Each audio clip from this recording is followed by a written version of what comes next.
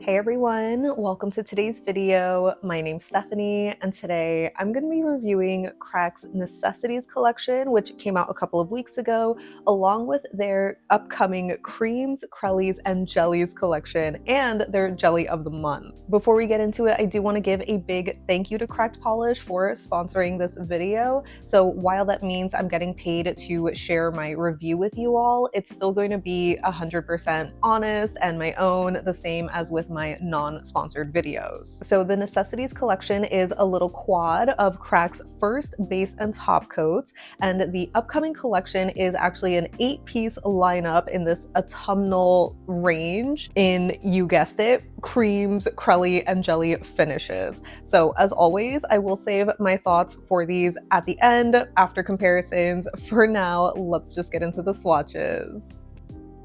Starting with the necessities, first up we have the Rich Filler, which is a classic pink tinted, almost jelly consistency type of base coat that is obviously meant to fill in your ridges. So as you might notice, I don't really have any ridges, but I would say this had a beautiful formula and it self-leveled nicely.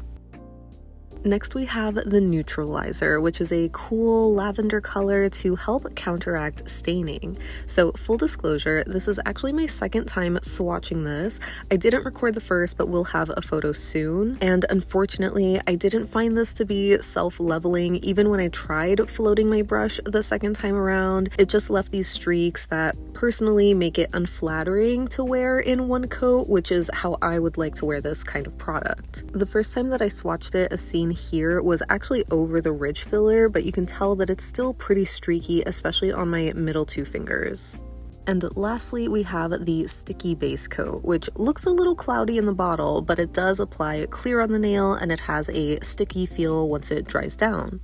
Unfortunately, this does have PVB to anyone who is sensitive to that ingredient, but I believe Monique said she's working on a formula that's PVB free. And as a last ditch effort, I did try the Neutralizer over the Sticky Base Coat, and I think it does look a bit better, but it still is a little streaky. The main thing that I did differently this time was to grab more polish on the brush. You can probably tell how much more milky it looks here on the first coat compared to the first time that I swatched it. So I believe you can build this up and wear it on its own, but I think it'll probably benefit off of a third coat where you can really even it out. And before we get into the collection review, I did want to show you my little wear test using the Sticky Base Coat and their Quick Dry top coat. It did dry down very fast and shiny. I'm actually recording this the morning after I painted my nails, so there are some light scuff marks already, but here are my nails a full 7 days later, which is so unheard of for me personally. I'm generally pretty impressed with how they held up because I did not get my first chip until day 5, and it was a very tiny one on my ring finger, which was 2 days after playing basketball and going swimming. If anything, I noticed that it kind of lost its shine, especially after those 2 activities because I applied a sunscreen and I didn't reapply the top coat. And lastly, here are my nails immediately after removing the polish. As I mentioned, the Sticky Base Coat does have PVB, which is known to cause some chipping because it sticks a little too well to your nails. And while my nails are usually prone to peeling, I think I may be an outlier when it comes to being affected by PVB. I of course need to do some maintenance care here, but they don't look any worse than they normally do. Now finally getting into the collection, the first polish we have is Laying Bricks, and this is a brick red cream. This had a fantastic formula. It was just super pigmented, very easy to apply. It didn't have perfectly even coverage on the first coat, but it did even out beautifully in the second coat, which is what I expect for my creams. I think the color is super beautiful too, although I don't know if I would agree with calling it a brick red. I can see that because it is definitely very muted, like a fall brick sort of shade, but I feel like it lacks a lot of the brownish undertone. Next we have Toasty Drip, and this is described as a sienna jelly. So this is the first jelly of the collection and probably my favorite. I knew from seeing it in the bottle, I just love this color. I think it's super cozy. The formula was okay on this one. I didn't think it was the most even coverage on the first coat. I feel like you can see some unevenness there, but I don't really wear my jellies in one coat, at least the more colorful ones. This is a shade that I would wear in 2 or 3 coats, and on the second coat I think it did even out pretty nicely, though you definitely could see through to the tips or edges of my visible nail line. So if your nails are a lot shorter, I definitely think you could wear this in just 2 coats, but of course I am also showing this in a 3rd coat just to show you how it builds up. Up next we have MUSTAAARD, which is a mustard crelly. I'm so sorry, I can't do it without laughing. The name is absolutely iconic. But onto the polish. This is, as I said, a mustard crelly, so this is kind of the in-between in terms of coverage of a jelly and cream. You can see on the first coat that it is very even coverage. It has a beautiful formula that's so smooth to apply, and it builds up to almost full opacity on the second coat, but you can still see a bit of squishiness. Then we have Teal, Dark, and Handsome, and this one is described as a rich teal cream. This one was so incredibly pigmented. I pretty much got it fully opaque on the first coat alone. Maybe depending on your application, you might have a little bit of a light streak here or there, so you might need 2, but I don't think you'd need more than that.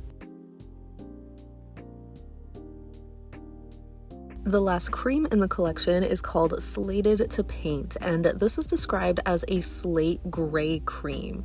I personally would say it's like a slate blue or, you know, a blue gray, whatever you decide to call it. It had another super gorgeous pigmented formula that was nearly 100% opaque on the first coat. I think you could get away with this in 1 coat depending on your application, especially if you have shorter nails, but I ended up doing 2 just to really even things out. I didn't notice that this was especially thick of a formula, but as you can kind of see on the left-hand side of my nail, this didn't really self-level, so there are some ridges, so you might want to be careful with that.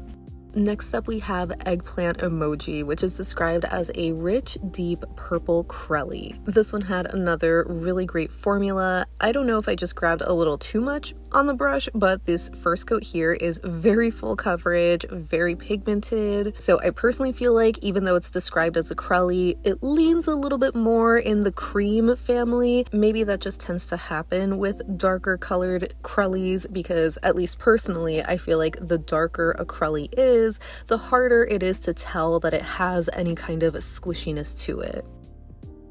The last jelly in the collection is called Liquid Smoke, and it's described as a smoky brown jelly. So there's definitely a very strong gray undertone. It's a cool toned brown, which I really love. The formula on this was okay on the first coat, not super impressive. It is a little bit streaky here and there, but again, I personally wouldn't wear a shade like this in just 1 coat, so I do think it built up a lot better in 2 coats, though it was a little bit hard to get it evened out. For some reason it just wasn't self-leveling nicely or applying nicely. Maybe I just didn't grab enough polish on the brush. I also ended up with a bit of a bald spot right in the middle of my nail, so I definitely needed a 3rd coat to sort of even it out, but I really love the color.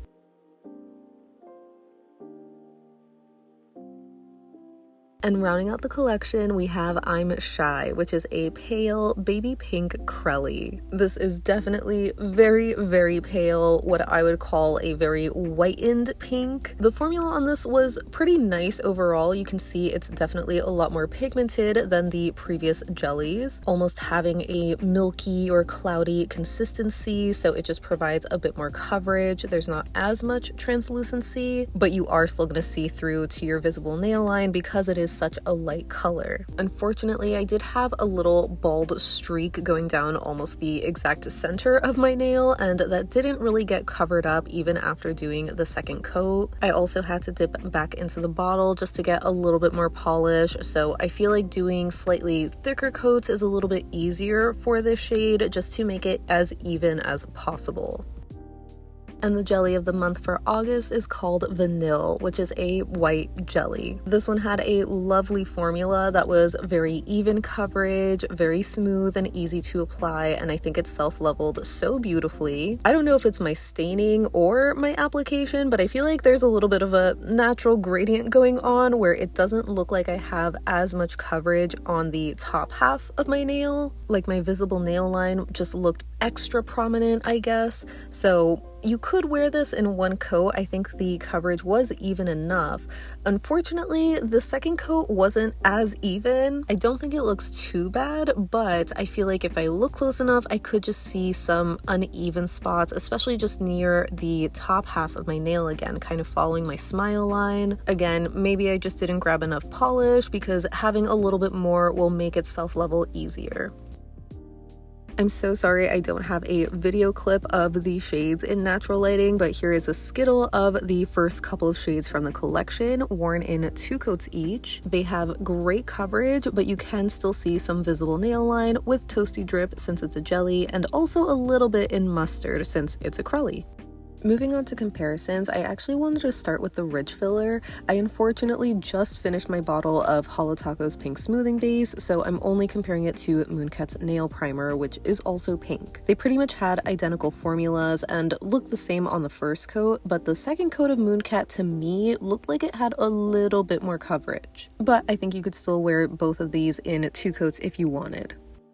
I did also want to show the ridge filler next to some other pink jellies from Cracked, including Pinky Pink and She Doesn't Even Go Here.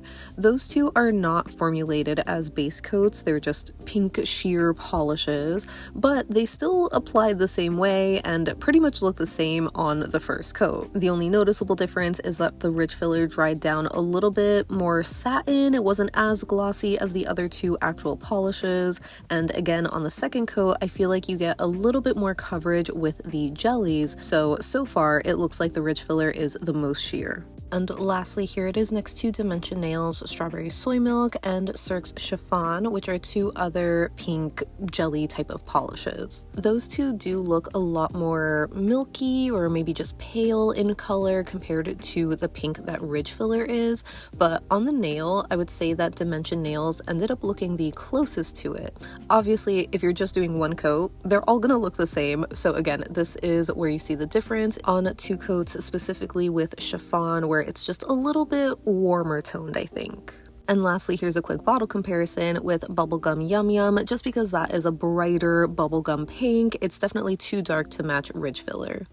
Moving on to Neutralizer, I wanted to compare it to Zoya's Lavender Perfector, which is my favorite color correcting type of base coat. That one is much more of a jelly type of finish, so you can see here just on the first coat alone how much more milky and crelly-like Neutralizer is. So that actually made me think it's much closer to something like Polish for Days blurring base coats. I only have the one in Briar Rose, which is more of a skin tone match for me, but they do have a lavender one, which I used to have, but I have gifted it already. So that one I'm sure is much closer in shade to the Neutralizer, but with a much smoother self-leveling formula. And I also wanted to compare this next to Crack's Lavender Chai, which was a previous Jelly of the Month shade. They basically look identical in the bottle, but Lavender Chai is more of a jelly finish, so it's a little bit more glassy, less milky or cloudy compared to the Neutralizer. So they kind of look similar on the first coat, but again, you see more of that difference on the second coat, and Lavender Chai has a much better self-leveling kind of formula.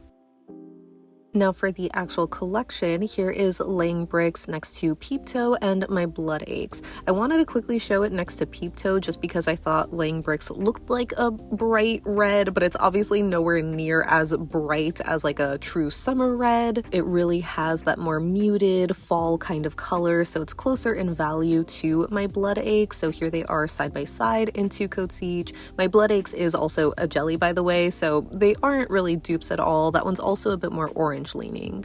I think the closest reds that I had for Laying Bricks were Sinful Colors Rorange and Zoya's Rochelle. At least Rochelle looked like it would be somewhat similar in the bottle, but that ended up looking a lot darker on the nail. Rorange is much closer, almost similar to My Blood Aches, where it's a little bit more orange leaning, but this one is a cream as opposed to a jelly.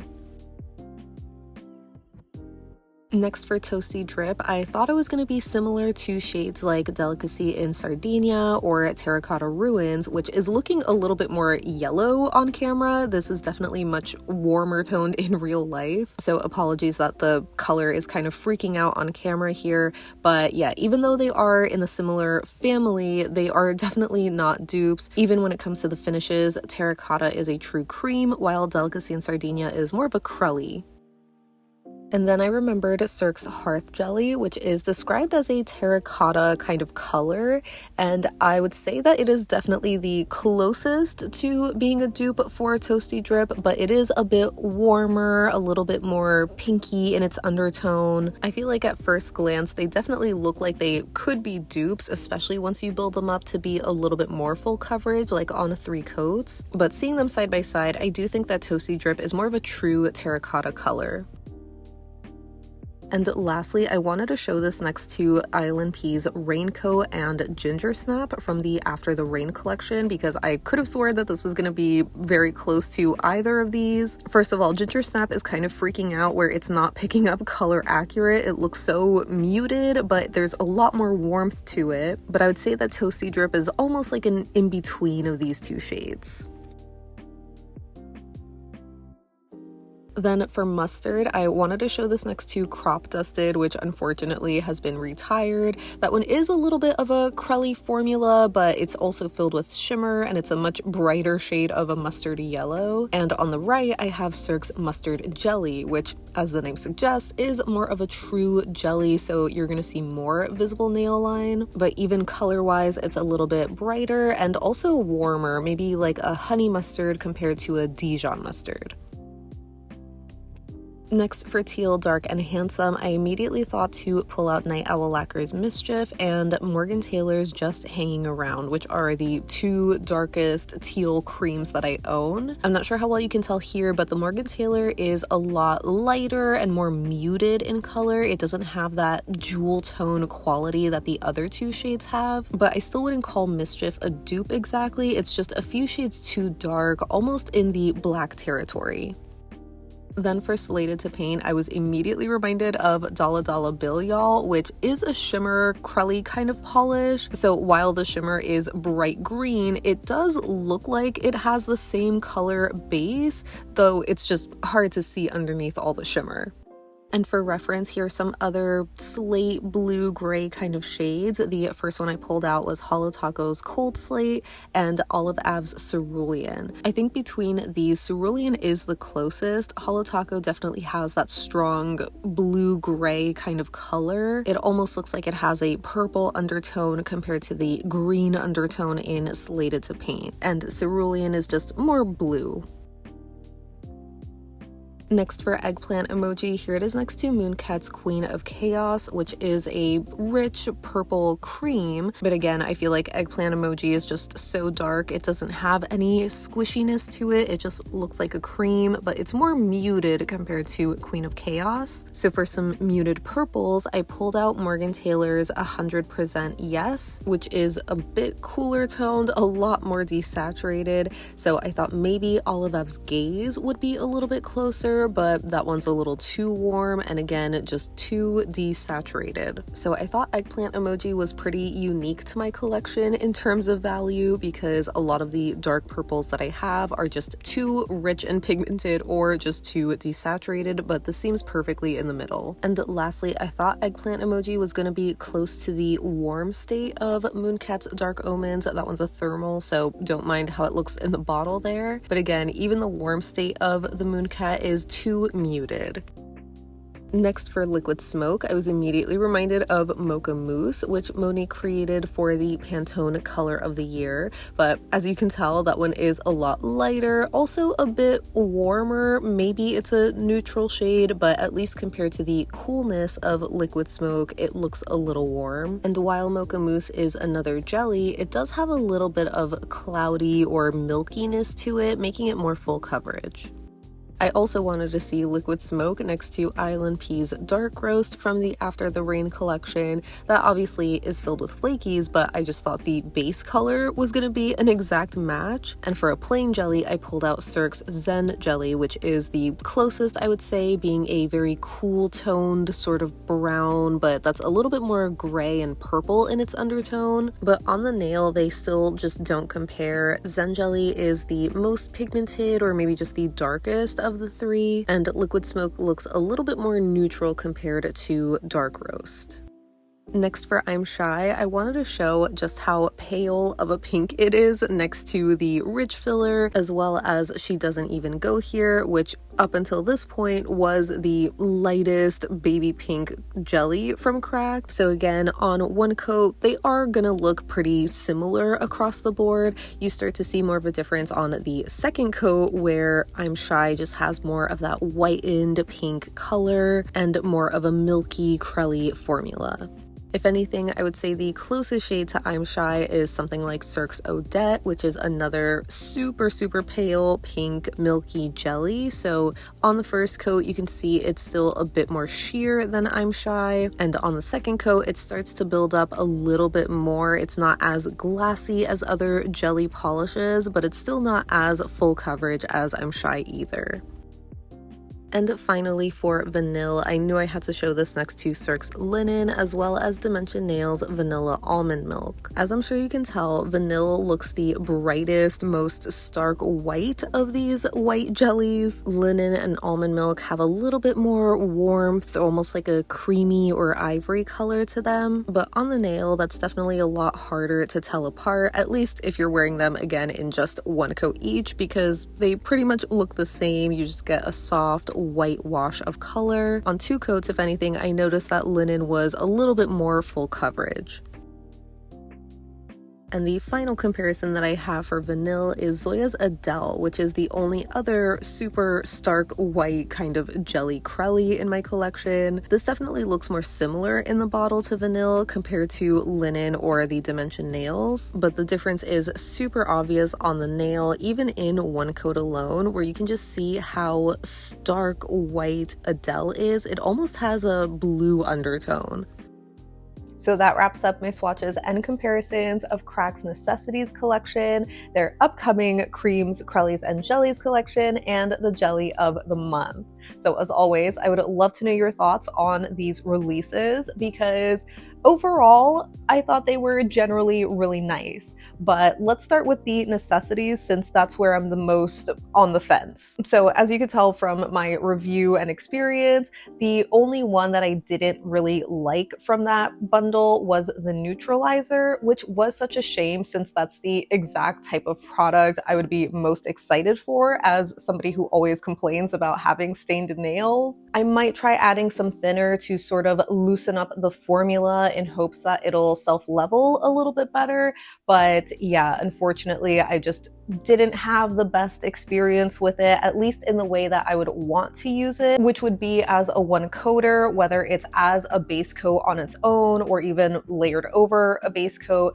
I feel like it was just a little too streaky for what I would have liked. I'm sure a lot of people are going to be disappointed in the sticky base coat as well, just because it has PVB. Again, even though I seemingly am not affected by it, I'm also not somebody who wears the same manicure for like more than 4 days at a time. So it is totally possible that, you know, maybe with more consistent use, I would notice more of those harmful effects with like the peeling. But if you are somebody who has used base coats that have PVB and you've never experienced chipping, I think this is definitely going to be a great one for you. But for everybody else, I do hope that Monique is able to come out with a PVB-free version. I would say my favorite of the necessities, especially the base coats, is the Ridge filler, just because it was a beautiful pink tinted base. Again, I might not be the best person to ask since I don't have ridges in my nails, but from my experience, it seems very on par with other ridge filling type of base coats or primers that are on the market.